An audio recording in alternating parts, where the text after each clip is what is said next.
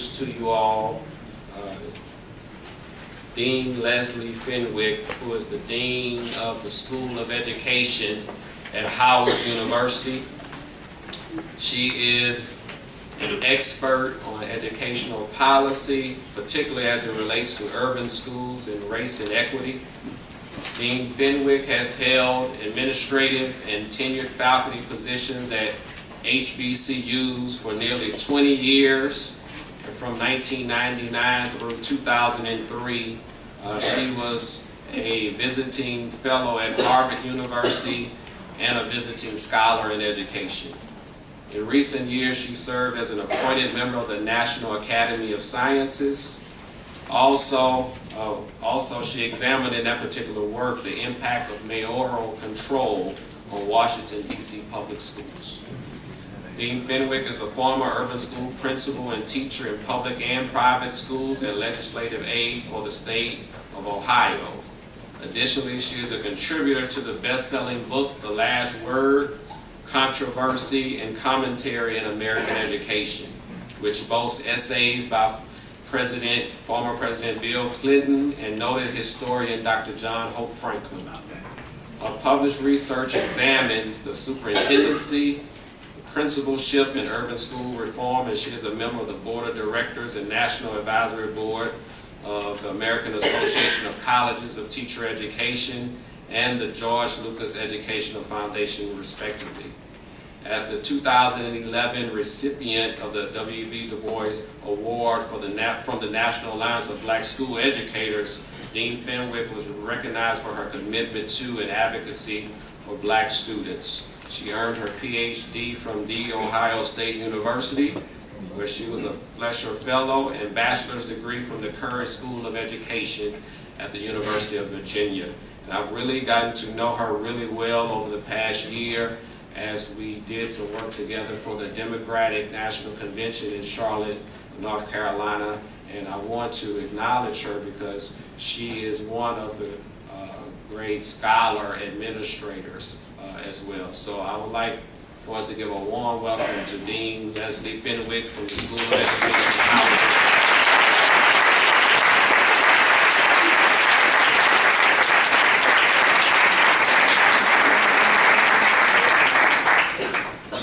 Good evening. Good evening. Let me first say that Dr. Lewis, you have a sponsor for the forthcoming international convening, and that's Howard University. I'm deeply grateful to Dr. Lewis and members of the Research in Black Education, SIG, for inviting me to deliver the W.B. Du Bois Distinguished Lecture. I recall in the year 2000 when our friend and colleague Dr. Asa Hilliard delivered his remarks on the state of black education, and since that time I've kept a copy of his remarks near my home computer for frequent referencing. And there are other scholars who have presented their great work to this body: Kofi Lamote, our own Wade Boykin, Pedro Noguera, my friend Gloria Latson-Billings there in the back of the room, to name a few. And I'm honored to have my voice counted along with theirs. I want to take a moment to especially acknowledge the faculty of the Howard University School of Education. Would you please stand?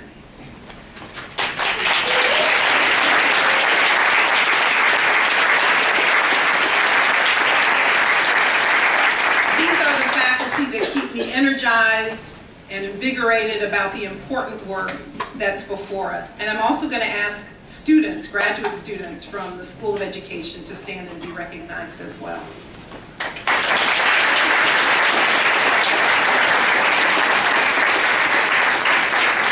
I'm delighted that each of you is here. And when we look at those students, those are our future. That's our future. The future of our research is you. So thank you very much for being here. And I have to take a moment to acknowledge my youngest brother. He hates when I call him my baby brother, but he's the youngest of the five of us, Chika Akua. Please stand. Chika has been a Teacher of the Year in 2 states, Virginia and Georgia. I'm going to brag about him for a moment. He went to Georgia State to study under Asa Hilliard and presented with him some years ago as a doctoral student in education policy studies, and should be completing his dissertation within about a year or so. Am I right? about that?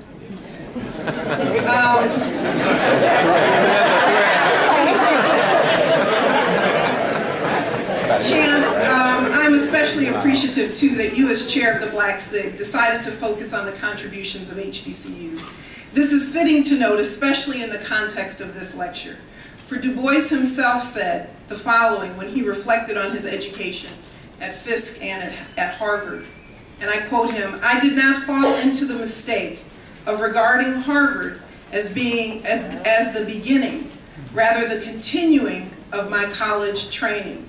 I did not find better teachers at Harvard, but teachers better known with wider facilities." So thank you to the SIG and to Chance for noting the often overlooked intellectual capital that still resides at HBCUs in the faculty and the students whom you just met and others. I frequently say that if HBCUs disappeared tomorrow, and there are forces that would like us to do so, so would the Black academic.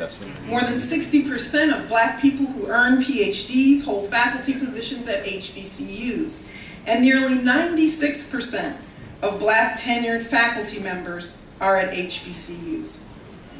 If you're interested in knowing more about the work of the faculty and students and alums of Howard University School of Education, I encourage you to go online to read our news magazine. I wouldn't be a dean if I didn't point out our research and policy advocacy and community outreach efforts in our news magazine. This one focuses on STEM education, and our inaugural issue focused on African American male achievement from a non-pathology perspective.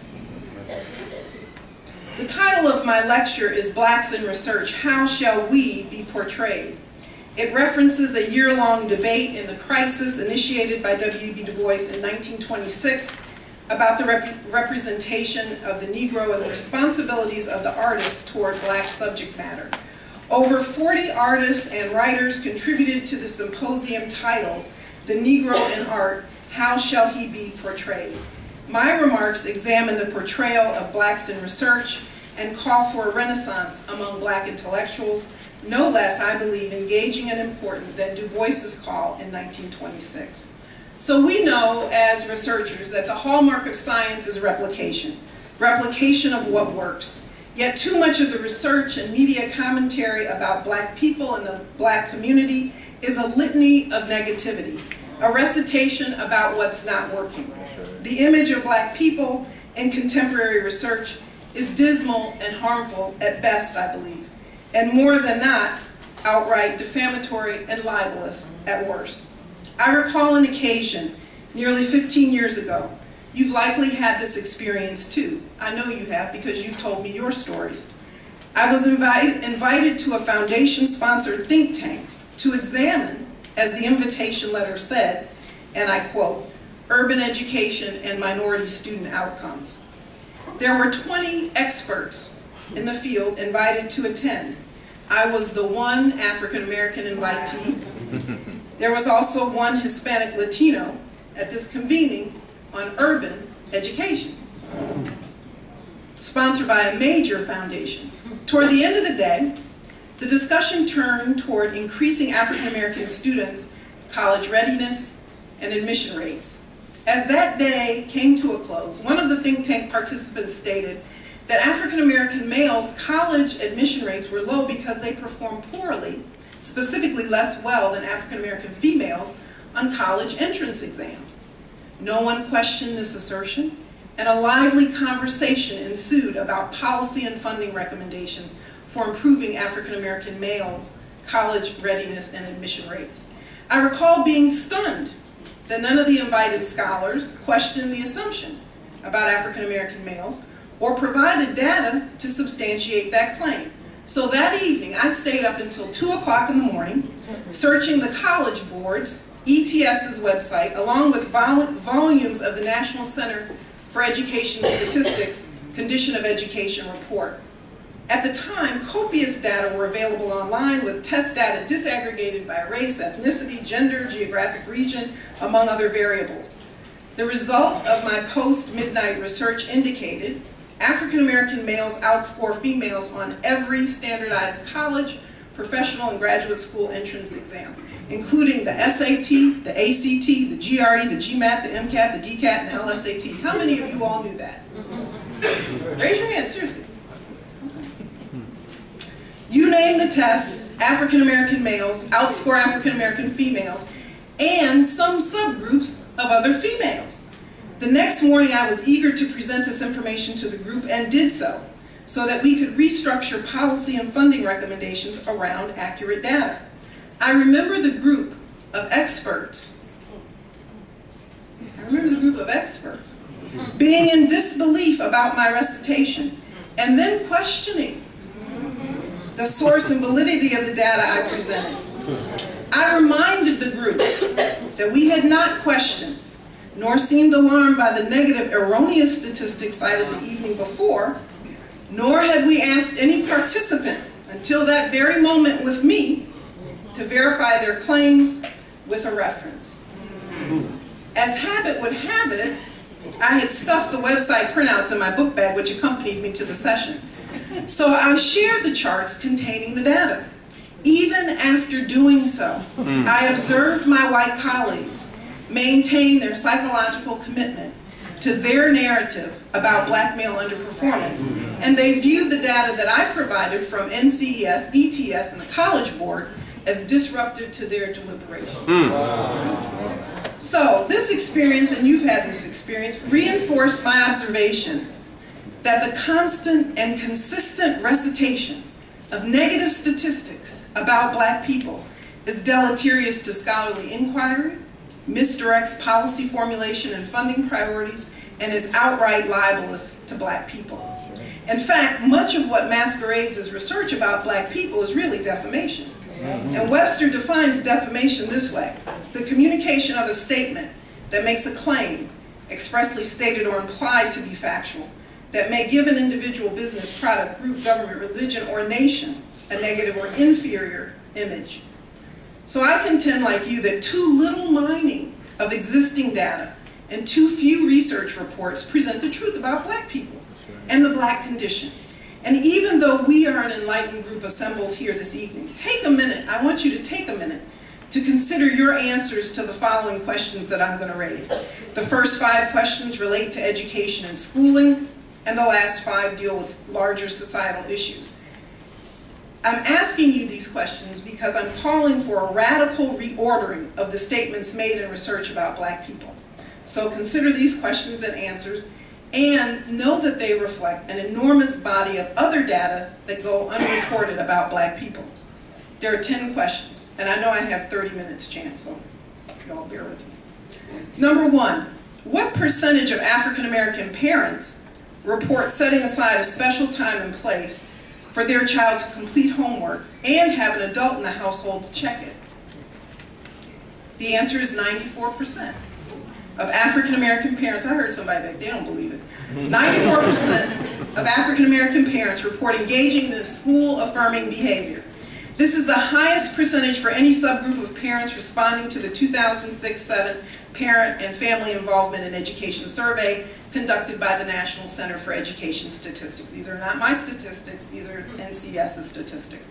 Number 2, what percentage of black parents and white parents report attending PTA meetings and parent-teacher conferences? According to the 2006-07 Parent and Family Involvement in Education Survey conducted by the National Center for Ed Statistics, 90% of white parents and 87% of black parents report attending PTA meetings. 78% of white parents and 77% of black parents report attending parent-teacher conferences. So I ask you if items 1 and 2 are true, and there's additional similar data in the NCS database, why are black parents portrayed as disinvested in their child's education repeatedly in the literature? Number 3, what is the gender and racial ethnic profile of the nation's most credentialed and experienced educators? The answer is African American males. My research shows that African American educators are the nation's most credentialed and experienced educators. This is data that I gathered. Specifically, African American males are more likely to hold a doctorate and have more years of experience as a teacher when they ascend to the principalship, and more years as a principal when they ascend to the superintendency than their white male peers. In comparison, white males, who represent more than 80% of the nation's nearly 15,000 superintendents, are the nation's least credentialed and professionally experienced group of educators. Number 4, and you know the answer to this. I know you know the answer to this one. Are there more black men in prison or in college? In fact, Dr. Ivory Tolson's research corrects the record and shows that there are more than 1.4 million black men in college and about 840,000 black men in prison. Okay. Number 5, which group of 12th graders is less likely to use alcohol, tobacco, or drugs? According to the 2003 report of the National Institute for Drug Abuse, African American high school seniors consistently have been found to have lower estimates than white high school seniors for prevalence of alcohol, tobacco, and other drug use. This finding also is true among African American youth in the lower grades and African American college students attending historically black colleges and universities. Number 6, on to societal issues which impact schools. Which population of women uses more illicit or prescription drugs, marijuana, or cocaine?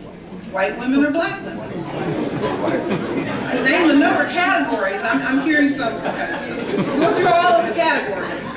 According to a 2005 report issued by the U.S. Department of Health and Human Services, Substance Abuse and Mental Health Services Administration, and a 2007 report in the Journal of Ethnicity and Substance Abuse, white women use more drugs than black women. Specifically, 41.8% of white women report using illicit or prescription drugs compared to 24.9% of black women. 38.2% of white women report using marijuana compared to 18.7% of black women. 0.3% of white women report using cocaine compared to 1.3% of white women report using cocaine compared to 0.7% of black women. So who's having the crack babies? Number 7, which population? This is in my research.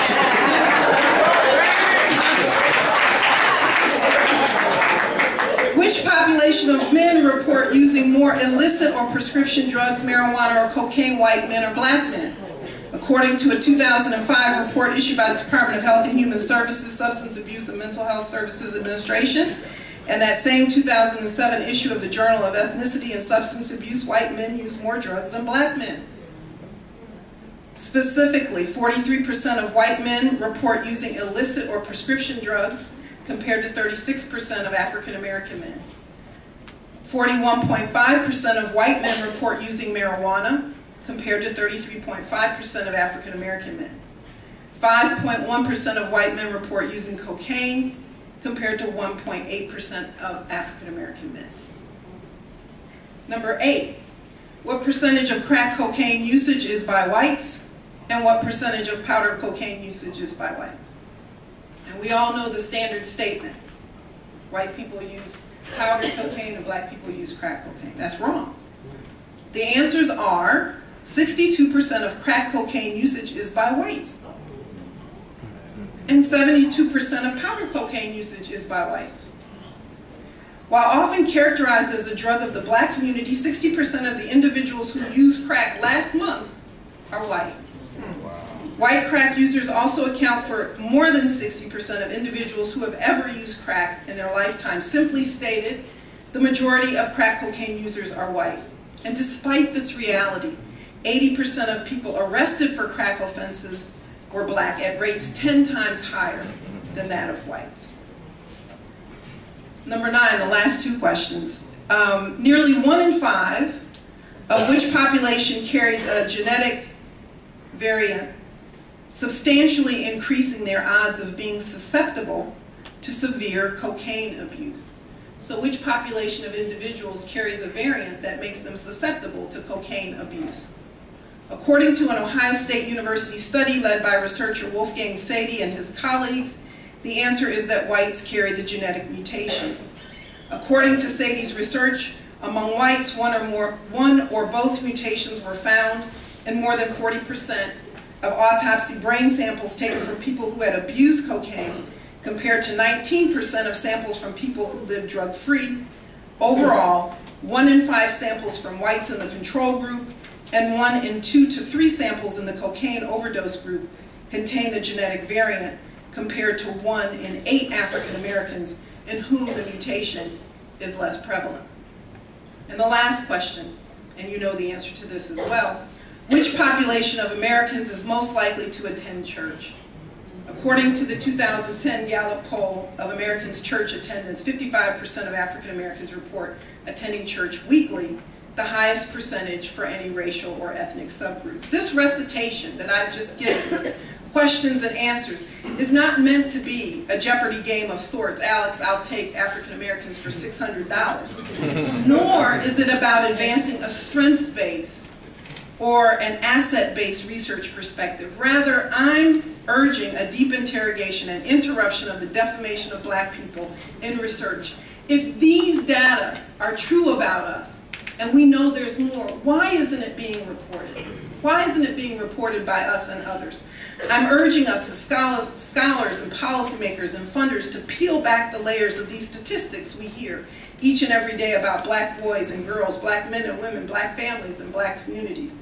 I, like you, want us to be suspicious each and every time, and I mean each and every time, we see that PowerPoint, and you've seen them here, that begins with the listing of negative statistics about black people. And I want us to be aware each and every time we, as black scholars, report these data. I want us to make others uncomfortable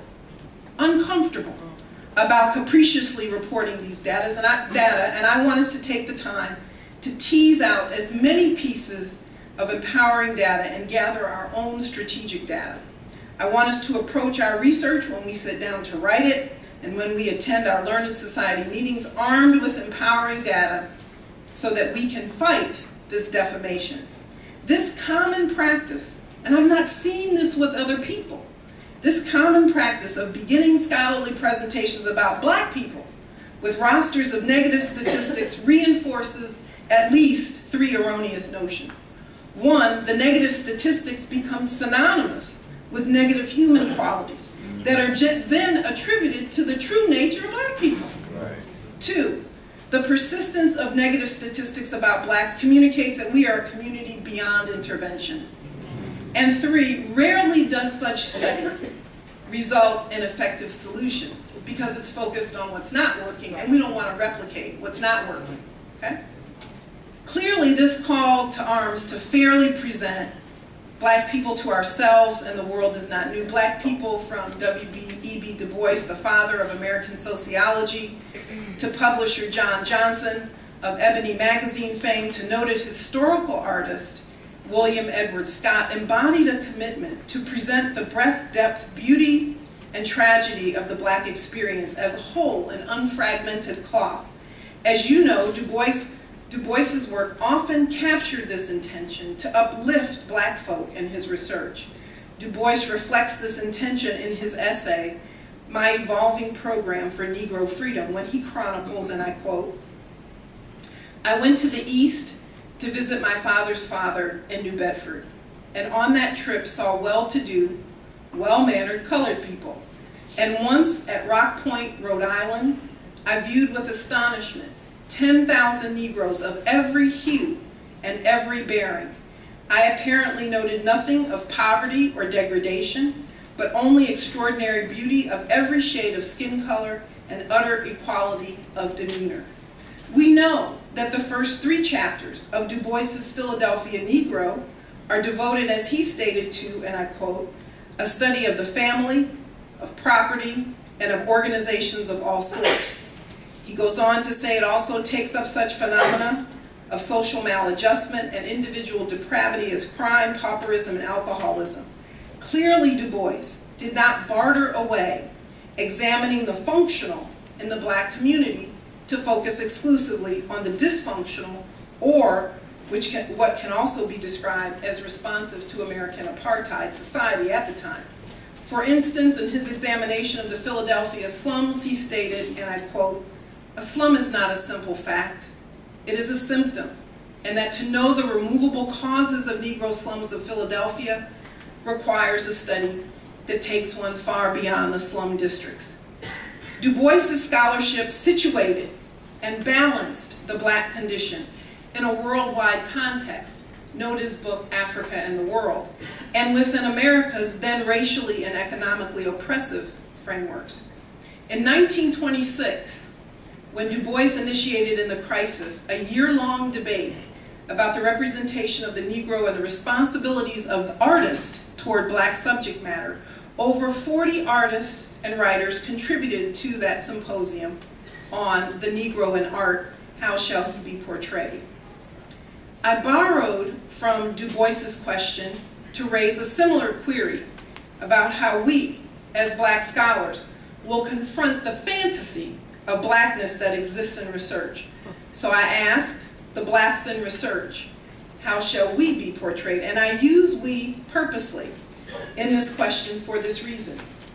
How often have we begun our presentations with that same litany of negative statistics that we hear from our white colleagues?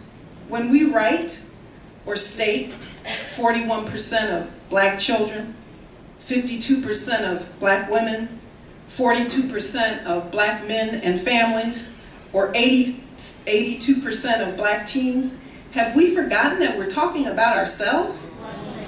Have we earned these degrees, and in some cases, the comforts of tenure, so we can talk about black children like we weren't one? Or talk about black families like we didn't come from them? How might our research be different if every time we wrote a research article about a black child, we inserted the name of our niece or nephew, son or daughter, and every time we wrote about the black family, we inserted the names of our mother, father, or grandparents?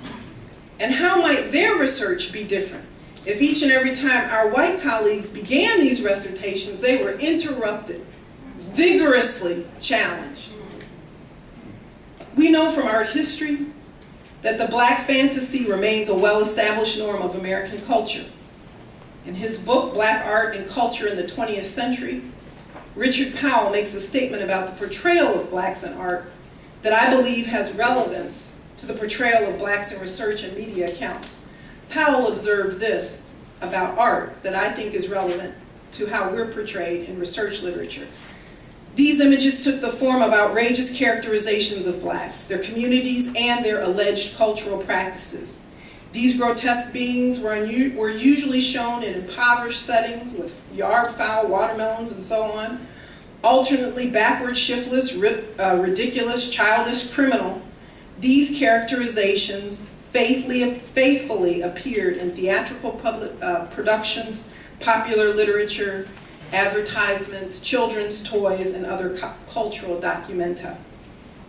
The black research community, I believe, we have much to learn from black artists about imaging blacks to the larger world.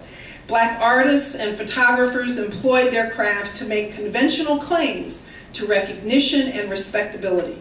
They used their art to lay claim to a position alongside, and yet distinguishable from, accepted categories of the good and great.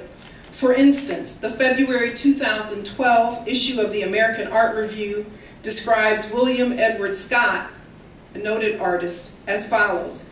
He created paintings and murals throughout his life that focused on elevating the stature of African Americans, generating his work from Paris, Mexico, Haiti, the American South, and Indiana.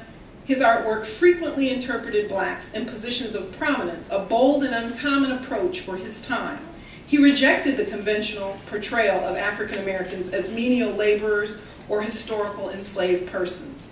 The imagery of Scott and black artists of the Harlem Renaissance demanded that black painters and photographers refute theories of Negro inferiority and display the bonds of affection and community among blacks that were rarely acknowledged by white media. Black artists and writers led the way in creating a collective image of blackness that launched blacks and their voices into the realm of American public life. By contrast, the contemporary black scholarly community has not yet, in my opinion, crafted a new Renaissance moment. I believe that today, nearly 2 decades into a new millennium, too much of the research about blacks mimics Al Jolson's singing of Mammy in the 1927 film The Jazz Singer. Let me explain what I mean by that.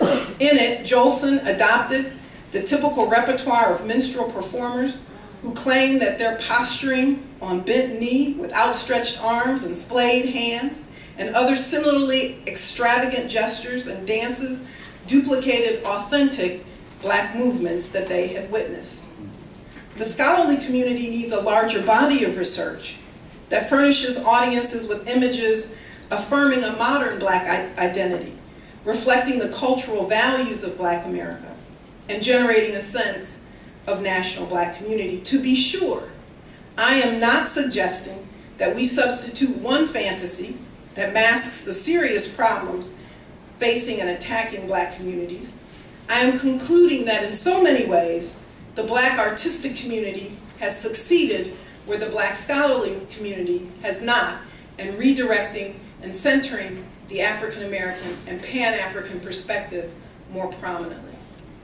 Having said this, we know that there are many black scholars, many of you right here in this room, who have successfully trod this path of recasting blacks in the research literature. And were it not for you and others before you, the state of things would be far worse. Your work is making a difference, should be celebrated, and is providing a foundation for the younger scholars that we recognized earlier this evening. We know about James Anderson's work.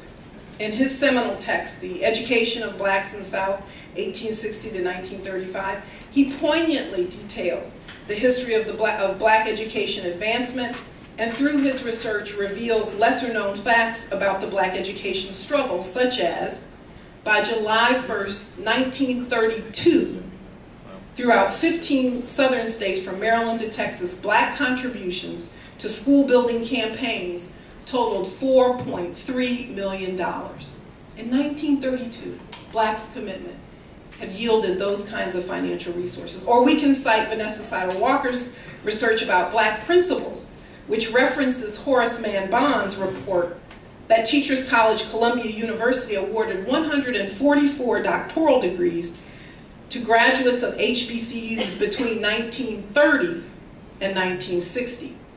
Bond, we know, went on to become president of Fort Valley State University and Lincoln University and was a graduate of HBCU Lincoln University. He earned a master's and a PhD from the University of Chicago, where his dissertation on black education in Alabama won the prestigious Rosenberger Award in 1936. We can cite Al Tony Gilmore's History of Blacks and Teachers Union, which reveals that more than half of the American Teachers Association, the Black Teachers Union, presidents who held office between 1910 and 1951 earned undergraduate or graduate degrees from Brown, Columbia, Harvard, University of Chicago, University of Pennsylvania, and New York University. William Taylor Burwell Williams, who was president of ATA, the American Teachers Association, the Black Teachers Union, from 1910 to 1913, graduated from Phillips Andover Academy in 1893 and Harvard in 1897. I'm asking why we aren't talking about these things, and why is the research and commentary about us a litany of negativity? As we continue to embark on this restorative and generative work, James Weldon Johnson's assertion about black writers applies to us, and he wrote, "Black writers are helping to bring about an entirely new concept of the Negro, are helping to place him in an entirely new conception of the Negro, and are helping to place him in an entirely new light before himself."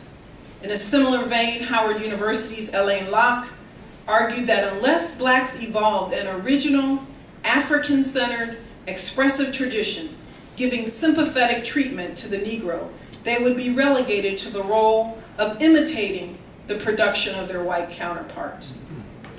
It's time, arguably past time, for a black intellectual renaissance, if for no other reason than the education and socialization of black children hangs in the balance.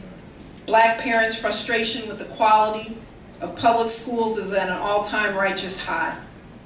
The National Center for Education Statistics reports that only 47% of black parents indicate being very satisfied with the school their child attends.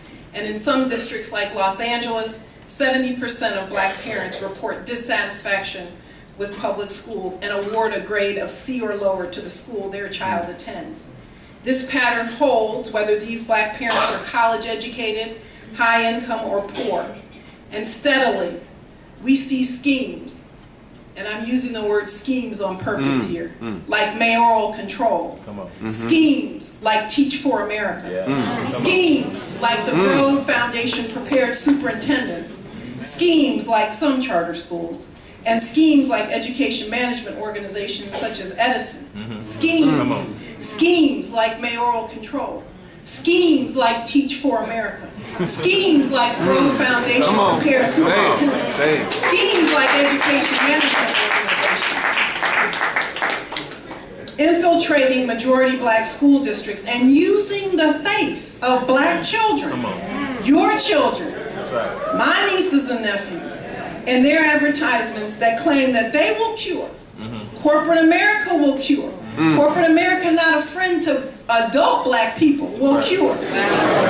What aids underperforming schools in too many black neighborhoods across the nation? We scholars know that these schemes are not the answer. Rather, equalizing state funding formula. That's not a quick commercial. Providing all children with fully certified teachers and diversifying the ranks of school leadership and the teaching force are among the proven solutions. Regrettably, this is the largest generation of black children that has not been taught by a black teacher or been in a school with a black principal. Largely, we are not reaching and teaching our own. Approximately 7% of the nation's teachers are African American. Nationally, 73% of inner city teachers are white. Go outside of inner cities but stay in urban communities, 91% of teachers are white. Additionally, nearly 70% of inner city principals are white. So the notion that black children and black teachers and black principals are captured in schools with one another is not supported by the statistical data.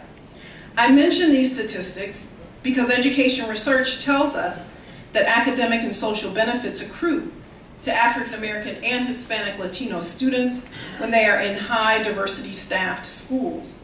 In these schools, these students are more likely to graduate high school in 4 years, more likely to be placed in gifted education, less likely to be misplaced in special education, and less likely to be suspended or expelled. Poverty status, we know, further confounds African American students' access to quality teachers. In schools where 50% or more of the students are on free or reduced lunch, these students are 70% more likely not to have a teacher holding certification in the subject taught or a major or minor in the subject taught teaching them. And this pattern holds true across 4 critical subject areas: math, science, English, and social studies. How are urban school students, particularly the urban poor, to reach proficiency when they are saddled with uncredentialed teachers, many of whom are underprepared Teach for America participants trained in 5-week sessions to teach the nation's neediest students? The nation cannot raise performance standards for students via high-stakes tests, which many districts are requiring for grade promotion and graduation, and simultaneously lower the bar on who teaches students. And keep in mind that 82% of black students are in districts that require these high-stakes tests compared to about 60% of their white peers. So many opportunities confront the world, nation, and black communities which require that the modern black intellectual assume a greater presence and voice in the public sphere. Whether that space is the black church, black social, civic, and professional organizations, or black and other media outlets. The purpose of this voice must be to equip the black community with empowering data and research, along with specific strategies for advancing our interests and well-being. Toward this end, the Howard University School of Education's Journal of Negro Education recently partnered with TheRoot.com. Dr. Ivory Tolson the editor-in-chief of JNE and an associate professor in the School of Education, writes the weekly column in the Root titled, "Show Me the Numbers." The column has a threefold purpose. One, to make scholarly findings reported in JNE accessible and relevant to lay readers. Two, to analyze the validity of research and media reports about Black people. And three, to set the record straight when these claims are untrue. You are well aware of the daily incidences of mis- and underreporting about Black people. And I'll call your attention to one incident recently. In September 2012, the New York Times ran an article, "Lifespan Shrinks for Least Educated Whites in the U.S." The article summarized Jay Olshansky's research, which examined the relationship between lifespan and education levels. Though the Times article concluded that lifespans were declining for least educated whites, it did so by summarizing comparative data on educated and lesser educated whites, educated and lesser educated Hispanics, but provided no comparative data about lesser educated, or more educated Blacks, and focused exclusively on lesser educated Blacks. In other words, the only educated group that the New York Times article did not reference was educated Blacks. So no one in this room would have gotten any press coverage. So there was data, comparative data on every other group, but no reference to educated Blacks. So I emailed Olshansky about my concern about the Times article not including the comparative data for Blacks, and he readily provided the data. Because he didn't write the New York Times article, he was a researcher off doing something. Times journalist wrote the New York Times article. His findings showed that Black men increased their life expectancy by 9.7 years by earning a college degree. And Black women increased their life expectancy by 6.5 years by earning a college degree. The Times, in omitting this data from their detailed reporting of Olshansky's research, essentially communicated that educated Blacks don't exist. No press coverage for anyone in this room. Okay? As we move forward, I hope that we reflect on DuBois's Freedom Treatise. In it, he proposed, quote, "scientific investigation and organized action among Negroes in close cooperation to secure the survival of the Negro race," end quote. He concluded the following about his freedom plan and the role of the social sciences in it, and I quote Du Bois here. "Gradually and with increasing clarity, my whole attitude toward the social sciences began to change. In the study of human beings and their actions, there could be no such rift between theory and practice, between pure and applied science. The studies which I had been conducting at Atlanta University I saw as fatally handicapped because they were so far removed in time and space as to lose the hot reality of real life. And because the continuous kaleidoscopic change of conditions made their story old already before it was analyzed and told, I faced situations that called for, that shrieked for action, even before any detailed scientific study could possibly be prepared." Du Bois goes on to say, "It was though, as a bridge builder, I was compelled to throw a bridge across a stream without waiting for careful mathematical testing of the materials. Such testing, of course," he says, "was indispensable, but it had to be done so often in the midst of building or even after construction, and not in the calm and leisure long before." Du Bois says, "I saw before me a problem that could not and would not await the last word of science, but demanded immediate action to prevent social death.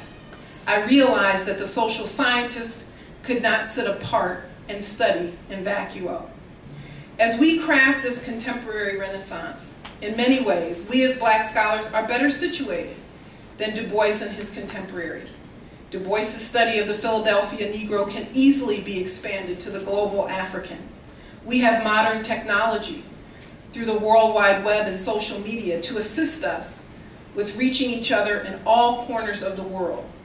How might we use these technologies to accomplish at least the following three tasks? One, to reposition the characterization of Black people in research. Two, to empower communities to engage in their own data gathering and storytelling about their community's realities and their community's aspirations. And 3, to create a feedback structure between Black communities worldwide and Black researchers, in which Black researchers learn what is needed by these communities in order to better advance their aspirations and priorities. In closing, DuBois's conclusion maintains for us today. And he says, "It is the duty of the Black race to maintain its cultural advance, not for itself alone, but for the emancipation of mankind, the realization of democracy, and the progress of civilization." Thank you for this opportunity, and together, let's craft our renaissance and restructure our image in research. Thank you.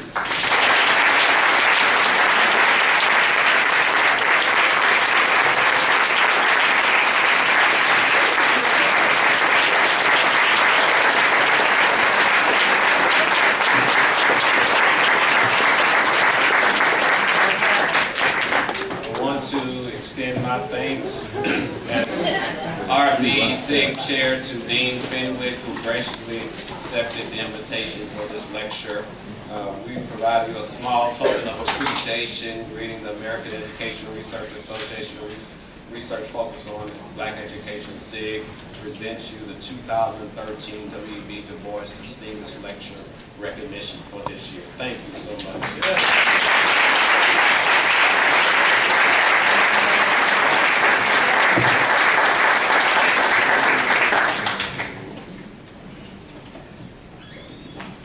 As we get ready